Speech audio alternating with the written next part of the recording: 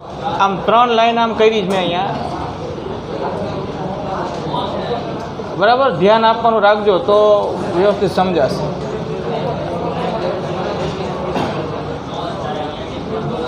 જો અહીં ધ્યાન આપો, સમબાજુ પ્રિઝમ વડે થતા પ્રકાશના વક્રીભવન માટે આ 4 ખૂણાનો સંબંધ મેળવવાનો છે, બરાબર. હવે આ 4 ખૂણા કયા છે આકૃતિમાં આપણે બધું દર્શાવીશું. આપણે આકૃતિ તો સમબાજુ પ્રિઝમ માટે સમબાજુ ત્રિકોણ જ દોરવાનો, અહીંયા તો એનો આડછેદ જ દોરવાનો હોય, બરાબર. એટલે આ સમબાજુ પ્રિઝમને અનુરૂપ આપણે એક સમબાજુ ત્રિકોણ આકૃતિમાં દોરીશું. સમબાજુ ત્રિકોણ એટલે આ ત્રણેય ખૂણા 60ના, દરેક બાજુની લંબાઈ સરખી. આપેલ સમબાજુ પ્રિઝમની સપાટી AB પર, જો ધ્યાન આપજો, સપાટી AB પર આપણે કોઈ પ્રકાશનું કિરણ આપાત કરીશું. એટલે એ કિરણ અહીંયા જે માધ્યમ હોય એ N1 વક્રીભવનાંક ધરાવતા માધ્યમમાંથી આ કાચના પ્રિઝમના માધ્યમમાં, કે જેનો વક્રીભવનાંક N2 છે, N1માંથી N2માં જશે અને ત્યારબાદ આ સપાટી પરથી ફરી પાછું એનું વક્રીભવન થશે અને N2માંથી ક્યાં જશે? N1, બરાબર. એટલે અહીંથી કિરણ દાખલ કરવાનું, અહીંથી એનું નિર્ગમન થશે. એટલે અહીંયા ફરી પાછો વક્રીભવનાંક N1 અને અહીંયા N2 ગ્રેટર ધેન શું છે? N1. કાચના પ્રિઝમના દ્રવ્યનો વક્રીભવનાંક એ પ્રિઝમ જે માધ્યમમાં મૂક્યો છે એના વક્રીભવનાંક N1 કરતાં વધારે છે. જો આ હવાના માધ્યમમાં મૂક્યો હોય તો N1 એટલે 1 થાય, N2 એટલે જે કાચમાંથી આ પ્રિઝમ બન્યો છે એનો વક્રીભવનાંક, બરાબર. ધ્યાન આપો. જો એક પ્રકાશનું કિરણ અહીંથી સપાટી AB પર કોઈ ચોક્કસ આપાત કોણે આપાત કરવામાં આવે છે. આ આપાત કિરણ, આ આપાત કિરણે આ આપાત બિંદુ પાસે દોરેલા લંબ સાથે બનાવેલો ખૂણો, એટલે આપાત કોણ, એટલે આપણે અહીં લંબ દોરવો પડશે. નામ કંઈક આપી દો. જો આપાત કિરણ PQ, આ બિંદુ Q બિંદુ પાસે સપાટીને દોરેલો લંબ, તો આ જે ખૂણો બન્યો ને એ આપાત કોણ. આ સૂત્રમાં I નો અર્થ આ થાય, આપાત કોણ. હવે ધ્યાન આપો. જો આ કિરણનું આ બિંદુ Q પાસેથી વક્રીભવન થાય, પાતળામાંથી ક્યાં? ઘટમાં. વક્રીભૂત કિરણ લંબ તરફ વળે, બરાબર. એટલે આ કિરણનો મૂળ માર્ગ આગળ લંબાઈ દેજો. આ કિરણનું અહીંથી કે અહીંથી વક્રીભવન જો થાય નહીં, પ્રિઝમ હોત જ નહીં, તો આ કિરણ PQ આ દિશામાં મૂળ માર્ગે આગળ વધે. આ એનો મૂળ માર્ગ થયો. જો અહીંયા કે અહીંયા એનું વક્રીભવન ન થાય, પ્રિઝમ છે જ નહીં, તો આ કિરણ PQ આમ જાત, જે એનો મૂળ માર્ગ છે. પણ અહીંયા વક્રીભવન થાય એટલે કિરણ લંબ તરફ વળે. એનો અર્થ કે આપાત કોણ કરતાં બિંદુ Q પાસે વક્રીભવનને અંતે બનતો વક્રીભવન કોણ I કરતાં કેવો થાય? ઓછો. I કરતાં નાનો. પાતળામાંથી ક્યાં? ઘટમાં. પાતળામાંથી ઘટમાં તો વક્રીભૂત કિરણ લંબ તરફ વળે. આપાત કોણ કરતાં વક્રીભવન કોણ નાનો થાય. બધી હકીકત આપણે જાણીએ છીએ.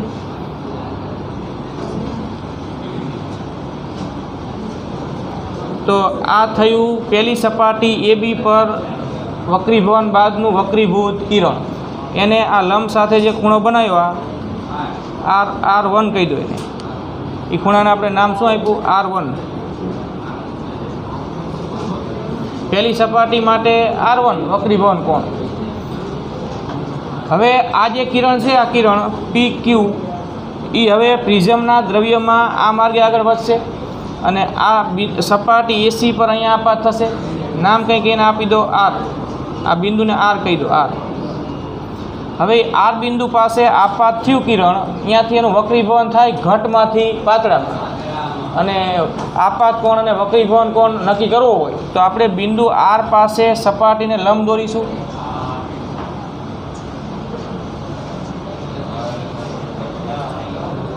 આ બિંદુ R પાસે સપાટીને દોરેલો લંબ છે, જેમાં Q પાસે, એમાં R પાસે. તો આ થયો આપાત કોણ.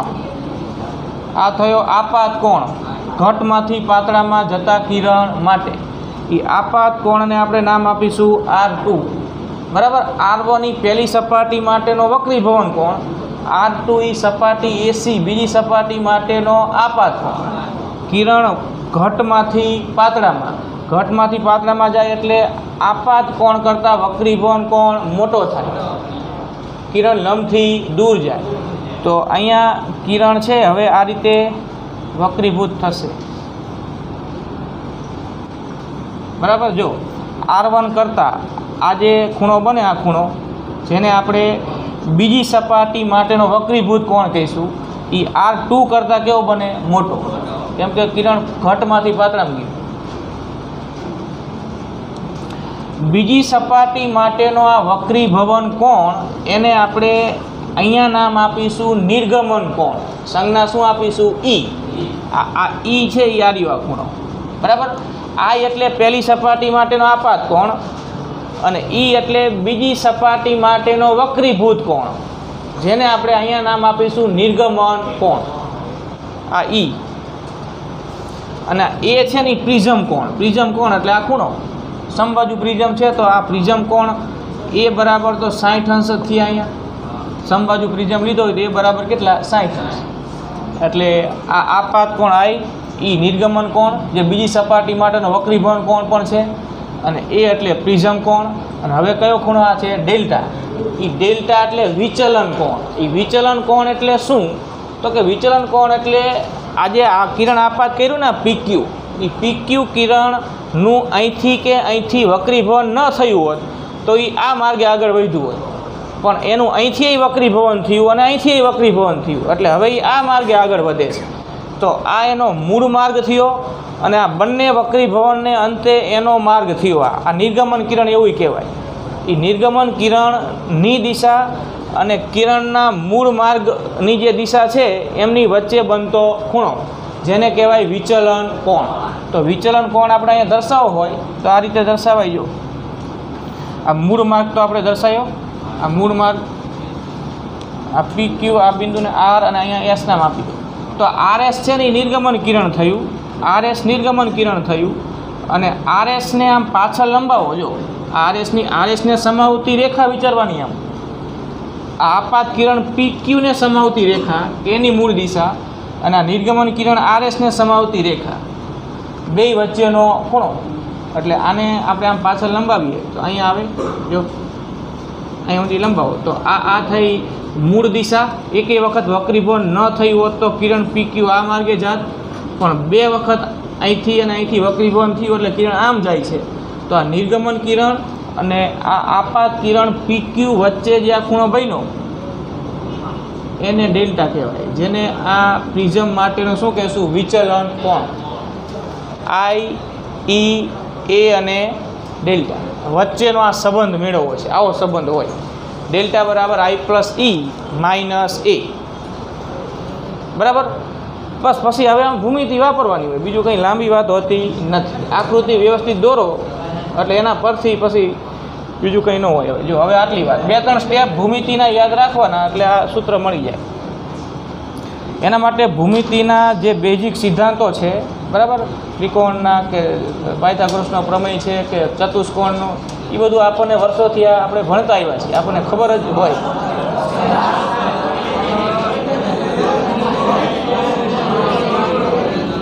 એ જ્ઞાન તમે વર્ષોથી પ્રાપ્ત કરતા આવ્યા છો.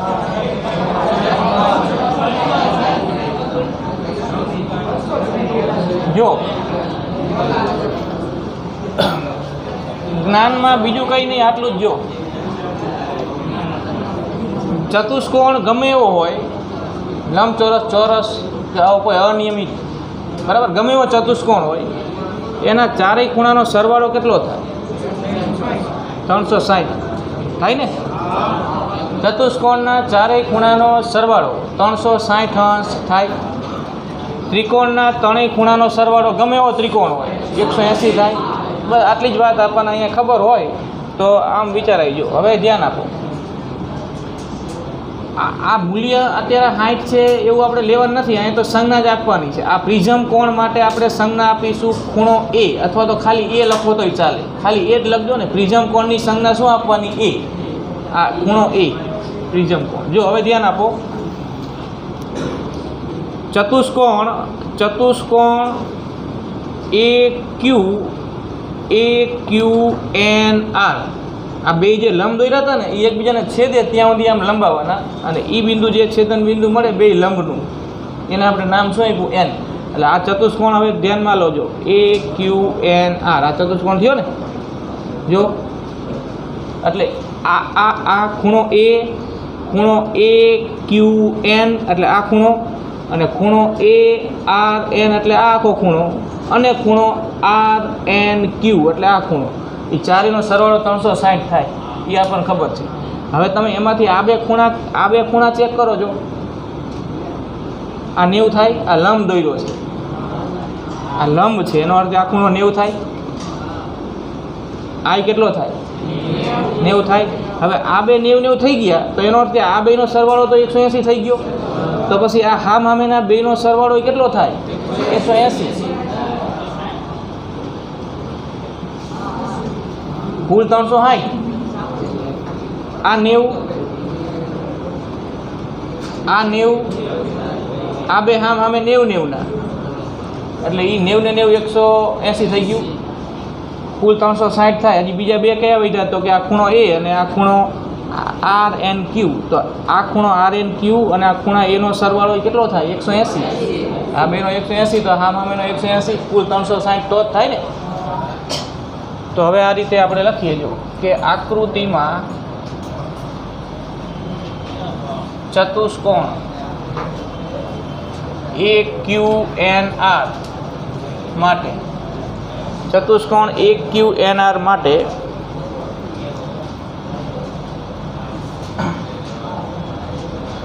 ખૂણો A બરાબર અથવા ખાલી A લખીએ A પ્લસ અથવા આમ જ લખો ને જો ચતુષ્કોણ AQNR માટે ખૂણો AQN બરાબર ખૂણો ARN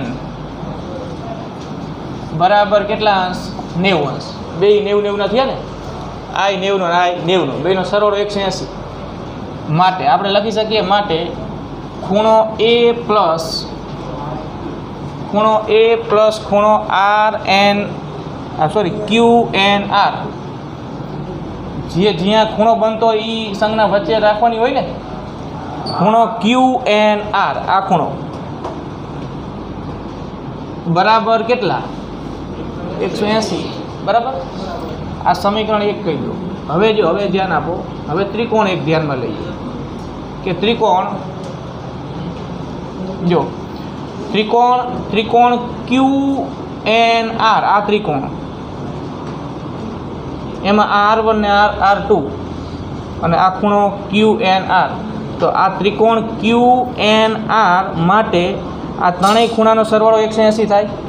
તો ત્રિકોણ QNR માટે આપણે લખીએ કે ખૂણો R1 એક ખૂણો R1 છે બીજો ખૂણો R2 છે R1 R2 અને ખૂણો RNQ કે QNR પ્લસ ખૂણો QNR બરાબર 180 ત્રિકોણના ત્રણેય ખૂણાનો સરવાળો 180 સમીકરણ નંબર 2.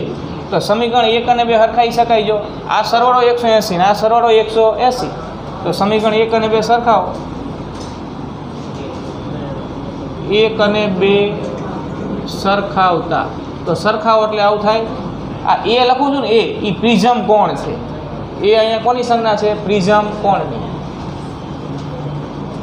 પ્લસ ખૂણો QNR બરાબર R1 પ્લસ R2 પ્લસ ખૂણો QNR જો આ બેનો સરવાળો 180 થાય આ ત્રણેયનો સરવાળો 180 થાય એનો અર્થ કે આના બરાબર આ લખાય સરખાઈ શકાય આ સરખાઈ દીધા આપણે તો બે બાજુ આ ખૂણો QNR કેન્સલ એટલે આપણને પરિણામ મળ્યું કે R1 પ્લસ R2 બરાબર A આ સમીકરણ નંબર 3 આપી દો બરાબર. એટલે કે આવું આપણે સાબિત થયું કે આ બે ખૂણાનો સરવાળો પ્રિઝમ કોણ જેટલો હોય આ બે એટલે પહેલી સપાટી માટેનો વક્રીભવન કોણ અને બીજી સપાટી માટેનો આપાત R1 અને R2 નો સરવાળો એ જેટલો થાય આવું આપણને મળ્યું. હવે આગળ વધ્યો અહીં ધ્યાન આપો આપણને આવું ખબર છે, જો આ બે અભિકોણ કહેવાય, સરખા થાય. તો અહીંયા બધું આપણે અહીંયા દર્શાવીશું નહીં, ખાલી વિચારીશું અને આગળ લખીશું. બધું અહીંયા આમાં હમાશે નહીં, બરાબર, બધું નહીં દર્શાવવાનું. જો આ આઈ છે, તો પછી આ ખૂણો, જો આ ખૂણો આઈ થાય, આ બે અભિકોણ થયા, જો બરાબર. હવે આ જો આઈ થાય, આખો ખૂણો આઈ થાય, તો પછી આ ખૂણો, જો આ ખૂણો અને આ ખૂણો, આ બેનો સરવાળો જે થાય ને, આને જે આપણે નામ આપીએ, પછી આ બેનો સરવાળો આઈ જેટલો થાય.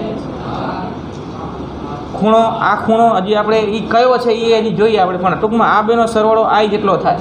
એવું જ વાત આ બાજુ, જો આ ઈ છે તો આ પણ ઈ થાય. તો આ ખૂણાનો ને આ ખૂણાનો સરવાળો ઈ જેટલો થાય. હવે આ ખૂણો કયો, જો આને આપણે કહેશું પહેલી સપાટી માટેનો વિચલન કોણ. પહેલી સપાટી માટે, જો પહેલી સપાટી પર તો વક્રીભૂત કિરણ તો આ થયું ને, આપણે બધું મૂળ હકીકત જાણીએ છીએ, એના પરથી જોઈએ. અહીંયા જો કે આ વક્રીભવનકારક સપાટી છે, આ કિરણ આપાત થયું, આ લંબ દોર્યો, આ વક્રીભવન થયું, આ આપાત કોણ, આ વક્રીભવન કોણ, અને આ મૂળ દિશા અને આ વક્રીભૂત કિરણ વચ્ચેનો ખૂણોને આપણે શું કહીએ છીએ? ડેલ્ટા, વિચલન કોણ. તો એ જ વાત, જો કે પહેલી સપાટી માટે આ આપાત કિરણ PQની મૂળ દિશા તો આ જ કહેવાય, આ વક્રીભૂત કિરણ કહેવાય. વક્રીભૂત કિરણે લંબ સાથે બનાવેલો ખૂણો વક્રીભવન કોણ, અને વક્રીભૂત કિરણ અને આ મૂળ દિશા વચ્ચે બનતો આ ખૂણો એટલે પહેલી સપાટી માટેનો વિચલન કોણ, જેની આપણે સંજ્ઞા શું આપી? Δ1. એવી રીતે આ ખૂણો જે છે ને, એ બીજી સપાટી માટેનો શું કહેવાય? વિચલન કોણ. જો બીજી સપાટી માટે કિરણની મૂળ દિશા આ થઈ, જો અહીં ધ્યાન આપો, આ અહીં દોરવાનું નથી બધું તમારે, પણ ખાલી વિચારો કે બીજી સપાટી માટે તો આપાત કિરણ આ થયું ને, તો આ એની મૂળ દિશા થઈ. અહીંથી વક્રીભવન જો ન થયું હોત તો આ આમને સીધું જાત, પણ વક્રીભવન થયું એટલે આમ જાય છે. તો આ વક્રીભૂત કિરણે લંબ સાથે જે ખૂણો બનાવ્યો એ કહેવાય એનો વક્રીભવન કોણ, જેને આપણે ઈ નામ આપ્યું. અને વક્રીભૂત કિરણે આ જ વાત, જો વક્રીભૂત કિરણે લંબ સાથે જે ખૂણો બનાવ્યો વક્રીભવન કોણ, અને વક્રીભૂત કિરણે મૂળ દિશા સાથે જે ખૂણો બનાવ્યો એ વિચલન કોણ. તો વક્રીભૂત કિરણે મૂળ દિશા સાથે તો આટલો ખૂણો બનાવ્યો કહેવાય. સમજો છો આખી વાત. આ ખૂણો થાય Δ2, તો આ Δ2, તો આ Δ2 થાય ને, આ બે અભિકોણ થાય, જો થાય ને, આ ખૂણો અને આ ખૂણો અભિકોણ થાય, જો એટલે આ અહીંયા નથી દર્શાવવાનું, આપણે દર્શાવવાનું અહીંયા.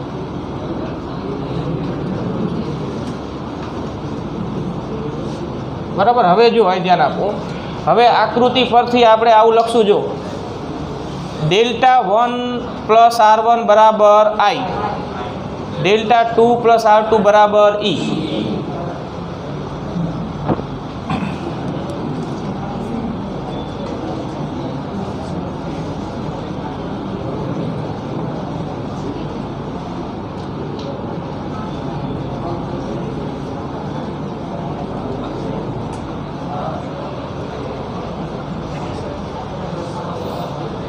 જો આના પરથી R1 બરાબર I માઇનસ Δ1, Δ1 આ સાઈડ લઈ લો, તો R1 બરાબર I માઇનસ Δ1, અને આના પરથી R2 બરાબર E માઇનસ Δ2.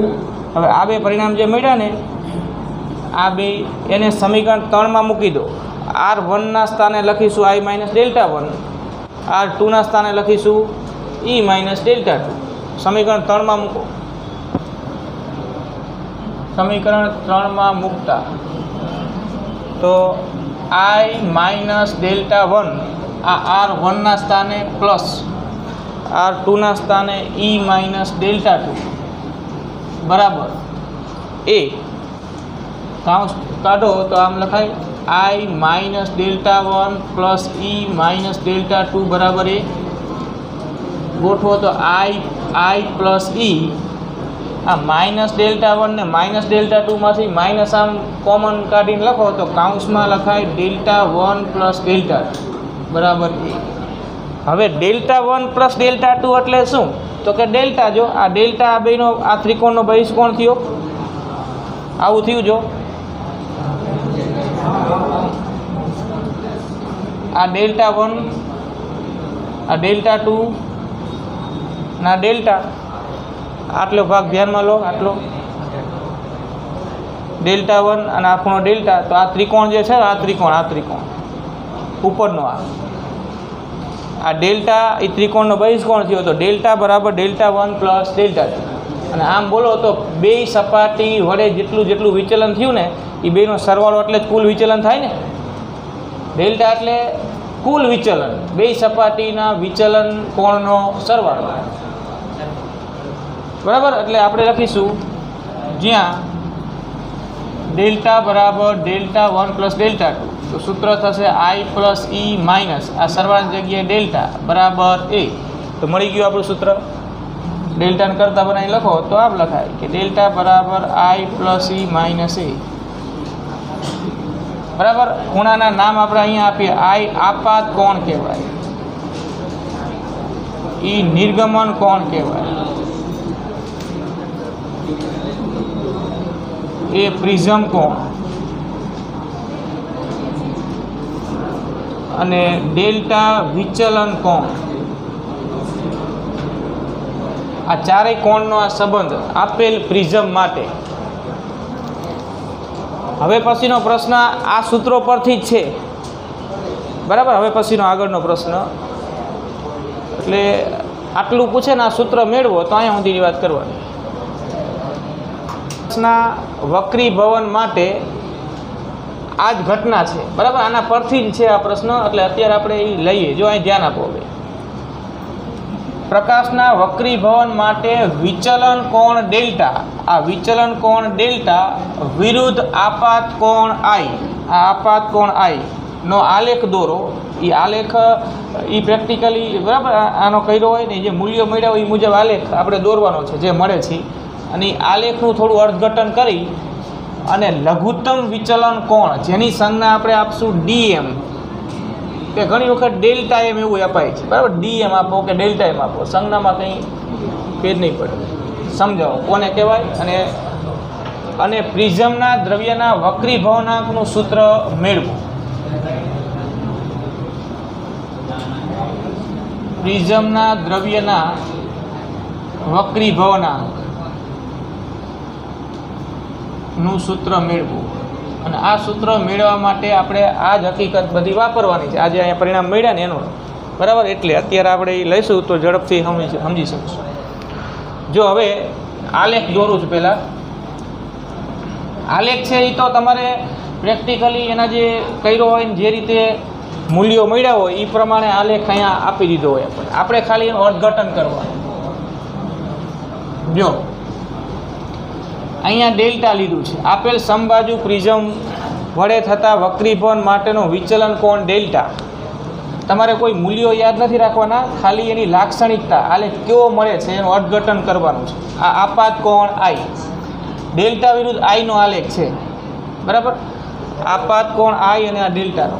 હવે જો આ વાત એવી છે કે તમે આ આપાત કોણનું મૂલ્ય છે, આ કિરણ તમે અહીંથી આપાત કર્યું હતું આમ, તો આપાત કોણ નાનો થાત.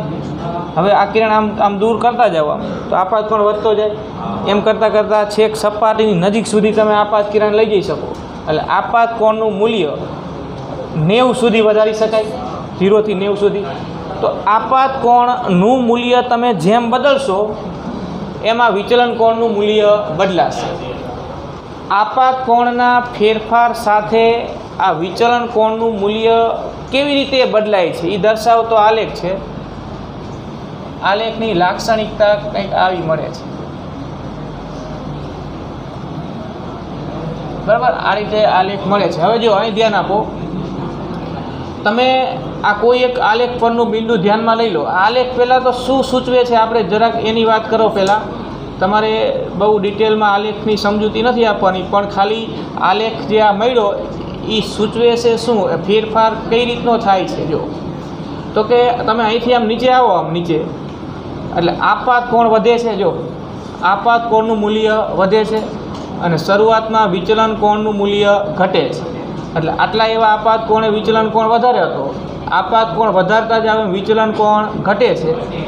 આલેખનું નીચામાં નીચું બિંદુ જ્યારે આવે અહીંયા એક ચોક્કસ આપાત કોણને અનુરૂપ એક વિચલન કોણ મળે અને એ વિચલન કોણ લઘુત્તમ વિચલન કોણ કહેવાય. કેમ કે આના કરતાં ઓછું વિચલન કોણ હવે મળતો નથી. કેમ કે હવે આપાત કોણ વધારશો તો હવે આલેખ ઉપર જાય છે, એનો અર્થ કે હવે વિચલન કોણનું મૂલ્ય ફરી પાછું વધે છે.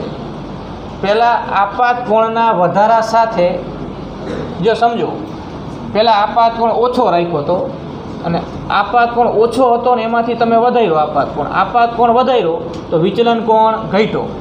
આપાત કોણ વધતા વધતા એક ચોક્કસ આપાત કોણનું મૂલ્ય એવું આવશે આપેલ પ્રિઝમ માટે કે જ્યારે વિચલન કોણ ઘટીને ઓછામાં ઓછો થશે અને હવે અહીંથી આપાત કોણ વધારો તો હવે આલેખ ઉપર જાય છે. એનો અર્થ કે હજી આપાત કોણ વધવાથી હવે વિચલન કોણ ઘટતો નથી, હવે વિચલન કોણ વધે છે.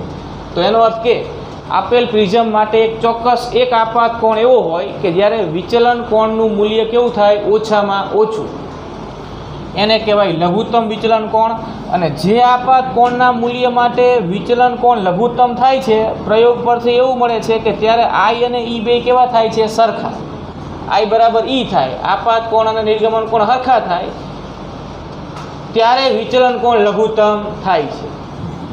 અને બાકીનો બીજા કોઈ પણ આલેખ પરનું બિંદુ લો, જો જેમ કે આ બિંદુ છે તો આ બિંદુને અનુરૂપ આપાત કોણને, આ બિંદુને અનુરૂપ જે આપાત કોણ હોય એને અનુરૂપ વિચલન કોણ આટલો મળે છે. આલેખ પર એક બીજું બિંદુ અહીંયા એવું મળશે કે જેટલા આટલા આપાત કોણે પણ વિચલન કોણ તો આટલો જ મળે છે. તેનો અર્થ કે ડીએમ સિવાયના બીજા કોઈ પણ વિચલન કોણનું મૂલ્ય બે આપાત કોણને અનુરૂપ મળે, એક ઓછા ને એક વધારે. આલેખ પર બે બિંદુ મળ્યા ને, જો આ બે બિંદુ એવા કે જેના માટે ડેલ્ટા તો એક જ પણ આપાત કોણ કેટલા, બે, બરાબર. એટલે જ્યારે વિચલન કોણ ઓછામાં ઓછો થાય ત્યારે જ એક જ આપાત કોણનું મૂલ્ય મળે છે. બાકી અન્ય કોઈ પણ વિચલન કોણ માટે આપાત કોણના કેટલા મૂલ્યો મળે છે, બે. ઓછામાં ઓછા વિચલન માટે મળતો આપાત કોણ એ નિર્ગમન કોણ જેટલો જ થાય છે અને એ ઓછામાં ઓછા વિચલન કોણને જ આપણે લઘુત્તમ વિચલન કોણ કહેશું. આ આલેખનું અર્થઘટન આવી રીતે થશે. તમે વિચારો છો કે આ બિંદુ અને એની સામે આવતું આ બિંદુ, તો આ બે બિંદુને અનુરૂપ ડેલ્ટા તો એક જ આવે ને, ડેલ્ટાનું મૂલ્ય તો એક જ આવે ને. આમ લાઈનમાં જો ત્યારે આપાત કોણ કેટલા આવે, બે આવે. એક ઓછું મૂલ્ય ને એક કેવું વધારે. આ એક જ નીચામાં નીચું બિંદુ આલેખનું એવું કે જ્યારે આપાત કોણ એક જ અને વિચલન કોણ પણ એક જ, અને એ જ વિચલન એ લઘુત્તમ વિચલન કોણ, અને ત્યારે આઈ અને ઈનું મૂલ્ય પણ સરખું હોય, બરાબર. એટલે આપણે આ હકીકત આગળ વધારીશું આ રીતે. જો અને માહિતી આપો તો જે આપાત કોણના મૂલ્ય માટે, જે આપાત કોણના મૂલ્ય માટે વિચલન કોણ લઘુત્તમ થાય,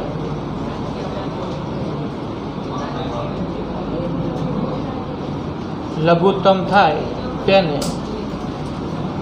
થાય તે વિચલન કોણને લઘુત્તમ વિચલન કોણ કહે છે.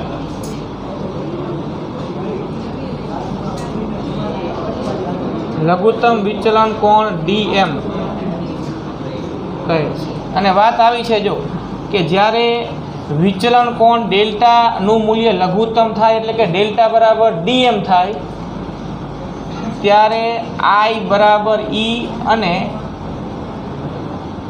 આઈ બરાબર ઈ થાય અને R1 બરાબર R2 થાય. આ પ્રેક્ટિકલી રીતે છે, બરાબર. આની સાબિતી નહીં એમ કે તમે આપાત કોણ પહેલાં ઓછો રાખ્યો તો એ વધારતા ગયા એટલે વિચલન કોણ ઘટતો ગયો, ઘટતા એક ચોક્કસ આપાત કોણે વિચલન કોણનું મૂલ્ય ઓછામાં ઓછું થયું, એ લઘુત્તમ વિચલન કોણ થયો. હવે અહીંયાથી આપાત કોણ હજી વધારો તો હવે વિચલન કોણ ઘટતો નથી પણ વધે છે. આનો અર્થ કે આ એક જ આપાત કોણનું મૂલ્ય એવું કે જેને અનુરૂપ વિચલન કોણ એક જ મળે છે, એ ઓછામાં ઓછો વિચલન કોણ મળે છે. બાકીના અન્ય કોઈ પણ વિચલન કોણનું મૂલ્ય બે આપાત કોણ માટે મળે. જેમ કે જો આટલો વિચલન કોણ આટલા આપાત કોણે મળે અને આટલો વિચલન કોણ આટલા આપાત કોણે મળે. આલેખ પર આ સામે બે બિંદુ મળે એક જ વિચલન કોણ માટે. એનો અર્થ કે એક વિચલન કોણ માટે આપાત કોણ કેટલા? બે. એક ઓછો ને એક વધારે. સમજો છો ને? વાત એવી થઈ કે આઈ પહેલાં ઓછું રાખ્યું હતું અને આઈ તમે વધારતા ગયા. જો આ કિરણ પહેલાં લંબની નજીક આપાત કર્યું હતું, આઈ ઓછું રાખ્યું હતું. આઈ ઓછું હતું ત્યારે વિચલન કોણ મોટો હતો. હવે તમે આ કિરણને આમ દૂર કરતા જાઓ ને, આઈ વધારતા જાઓ, આલેખ નીચો આવતો જાય. નીચો આવતો જાય એટલે વિચલન કોણ પહેલાં વધે નાનામાંથી, એટલે વિચલન કોણ ઘટે. ઘટીને એક ચોક્કસ આપાત કોણ એવો મળ્યો કે જ્યારે વિચલન કોણ ઓછામાં ઓછો થયો. હવે અહીંયાથી જેવો હજી આઈ વધારો ના, અહીંયાથી આઈ વધારો એટલે ફરી પાછો વિચલન કોણ ઘટવાને બદલે હવે શું થાય? વધે. આલેખ આમ ઉપર ગયો. એટલે એક જ આપાત કોણ એવો મળે કે જેના માટે વિચલન કોણનું મૂલ્ય કેવું થાય? ઓછામાં ઓછું.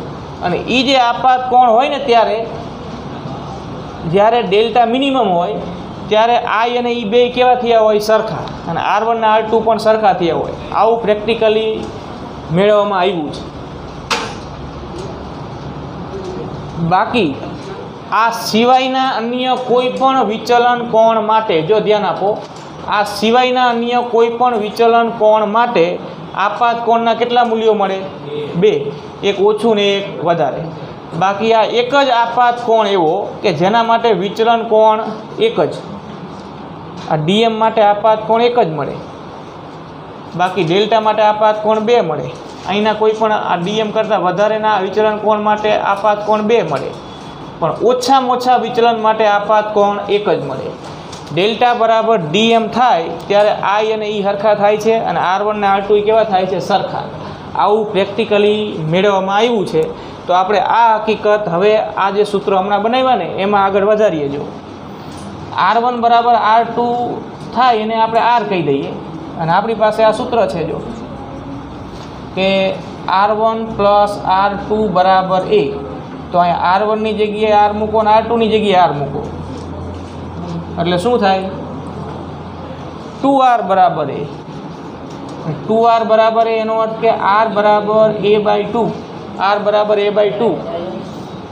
R બરાબર A/2 કે R1 બરાબર A/2? કેમ કે R ને R1 તો સરખા થયા ને.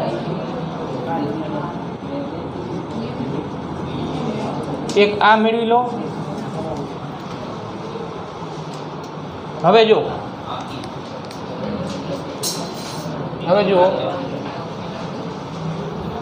હવે આ સૂત્ર આપણે જે બનાવ્યું કે ડેલ્ટા બરાબર I plus E minus A, એમાં આ હકીકત આપણે વાપરીએ. આ પરિણામ જે આપણને મળ્યા છે એનો ઉપયોગ એમાં કરીએ. આમાં તો કે આ રીતે જો કે ડેલ્ટા બરાબર I plus E minus A માં જો ડેલ્ટા બરાબર DM એટલે કે વિચલન કોણ આપણે લઘુત્તમ લઈએ, વિચલન કોણ, તો પછી તો I બરાબર E થાય.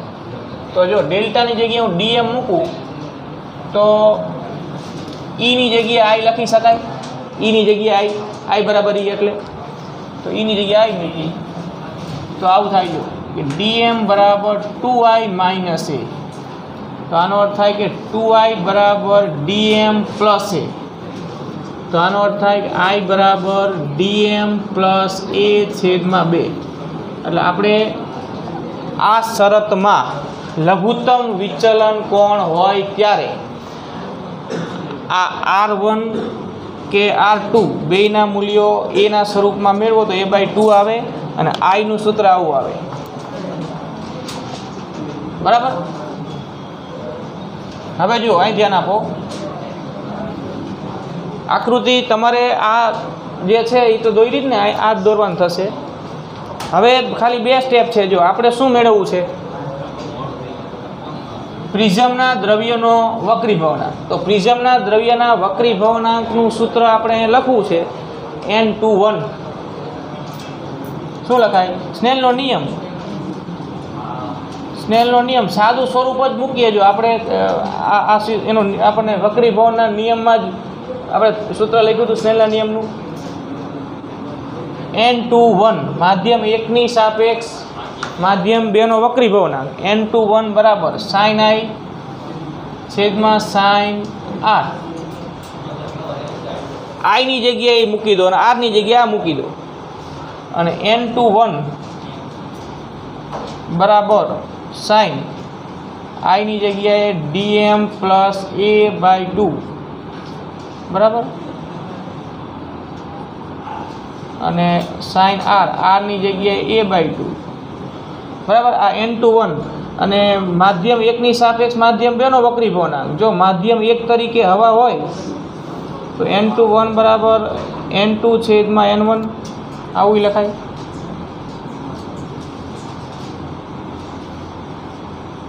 sin a/2 બરાબર, n21 બરાબર n2 છેદમાં n1. હવે જો આપણે તો પ્રિઝમના દ્રવ્યનો વક્રી ભવનાંક જોઈએ છે ને n2, એટલે જો આ હવા હોય તો n1 બરાબર 1, તો આ n1 ની જગ્યાએ 1 મૂકી દો એટલે n2 નું સૂત્ર આ થઈ જશે બરાબર. તો બસ આ રહ્યું આ સૂત્ર.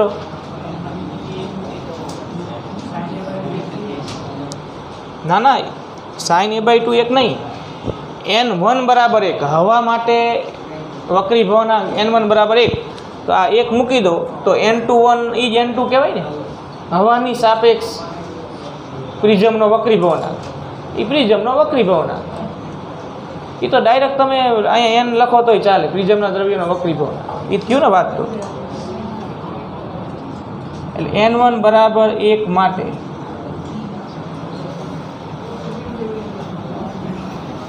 n2 બરાબર sin dm પ્લસ a/2 છેદમાં sin a/2 બરાબર. આટલું લખી રાખો અત્યારે.